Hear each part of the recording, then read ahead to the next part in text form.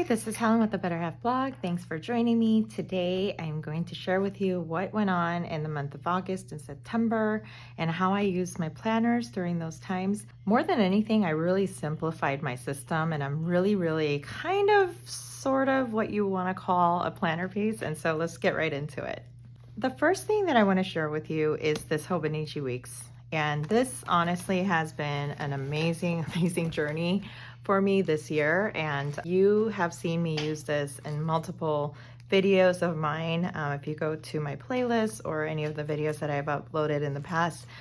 But this is my main catch-all planner. It's my brain dump. It's where all my lists are going to go, and anything that I need to keep up with throughout the year is going to go in here. And I love the fact because to keep it in one place, it kind of gives me a sense of assurance that I'm not going to be missing any certain dates, important dates.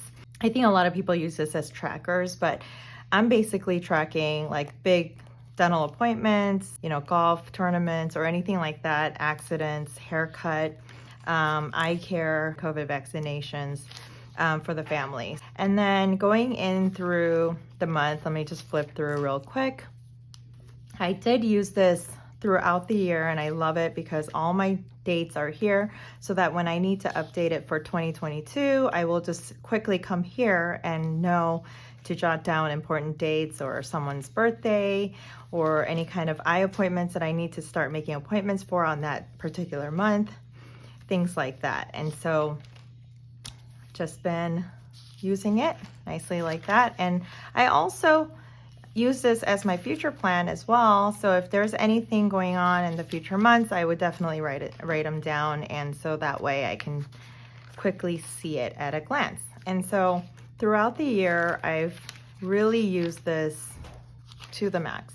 And I will tell you that I've had so many different layouts, spreads, whatever you want to call them, but it has worked for me time and time again in multiple ways. And I think the reason why I go through so many different types of spreads is number one, I'm watching too many YouTube videos to see what other people are doing. And so I'm trying to pick up things that might work for me better. But the other reason is because I get bored. That's a simple reason, right? I get bored of the same spread all the time, but I seem to be kind of gravitating towards this type of a spread where I kind of have either a meal plan or some type of a workout plan, and then the important to-do things on that particular date on those buckets, and then having the running list on the side, things that I'm waiting on, might be here or towards the back, and then all the habits and goals that I have for myself. So that kind of seems to be the one that I keep coming back to. So this is just a quick flip through the spring now we are going into. And so as you can see, I really used it diligently. And the months that I have empty pages is more than likely that I was either away on business or on a travel, or I might have been using Stalogy extensively during this time. So that's when you're gonna see a lot of these empty spots. But I still kept up with it. I still used it. And every time I go to some other planner, I just come right back into this one. So you can see all the whiteouts. I have a problem with that because sometimes I don't like my own writing or things that I write, and then I would just white it out and then start all over again. So this is now going into August. So as you can see, I was using Stalogy extensively here because I had a lot of to-do lists and projects that I wanted to capture in my Stalogy and just kind of list them out from the project name down to itty-bitty size things that I can do on each day towards that project, and completing that project that way. So this is this month. We've got this. You can see I was busy all of the week before last week, and I was in Vegas this week, so I kind of wiped that out and important things to do. And then I have this week. So this is kind of what I'm using right now as my things to do on that particular day.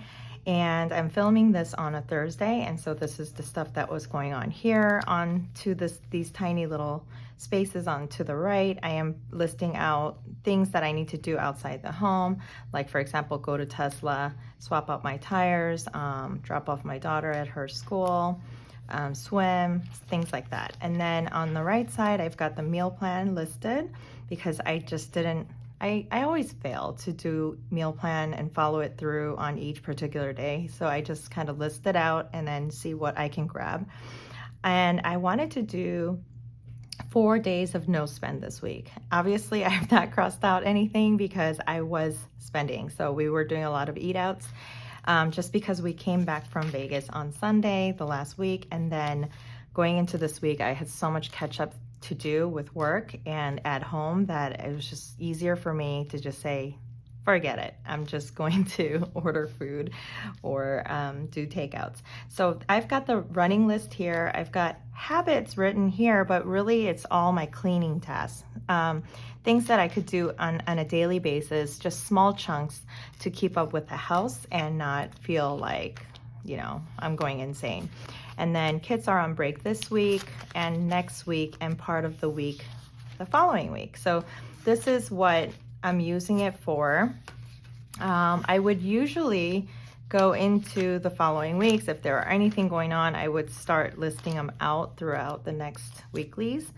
And then let's go to the note section here. So as you know, Hobonichi Weeks Mega comes with 215 pages of free note pages, just like that. It's gridded, but I call it free because I don't use the grids for anything in particular. I just can write or draw or do whatever I want to do back here. But so I've got this from Hobonichi, and this really helps me to kind of keep my page there so I don't have to have another one of these or another tab. I really hate these tabs. I will tell you, in 2021, I will not be doing tabs like this because that did nothing for me except bother me.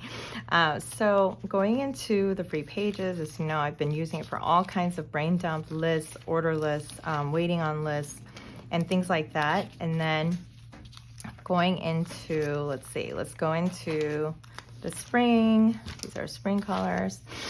And then at one point, I started to use this as kind of like a daily log. So what I started doing is, instead of having multiple planners, because now that I'm going actually to the office to work, carrying this one planner with me to work outside of the planner that I will show you in the next video, this business planner, which is my Hobonichi cousin effect for work. And so outside of that, I'm just carrying this thing. And this kind of has all my brainstorm. So it could really have my work stuff here or not. And that's okay because it really helps me to stay in control of what I am doing. So sometimes I journal, and that's okay too, because I'm just like waiting for something and I'm just sitting there and journaling because this is all I have. And then I've got the log here for Monday. I just date it. I put a little Tuesday for T for Tuesday. If I don't finish majority of the tasks on Tuesday, then I just carry it through to Wednesday instead of rewriting it on the side. And then I have, different markers to kind of signify, like purple for me is always, if you watch my previous videos, is always kind of like going outside of the house or outside of work to do something. So like returning Zara, obviously I have to go to the mall to do that. And so that would be a purple. Yellow would be like, I must do this week. Like if I cannot do anything else, I need to get that done. So those are those yellows.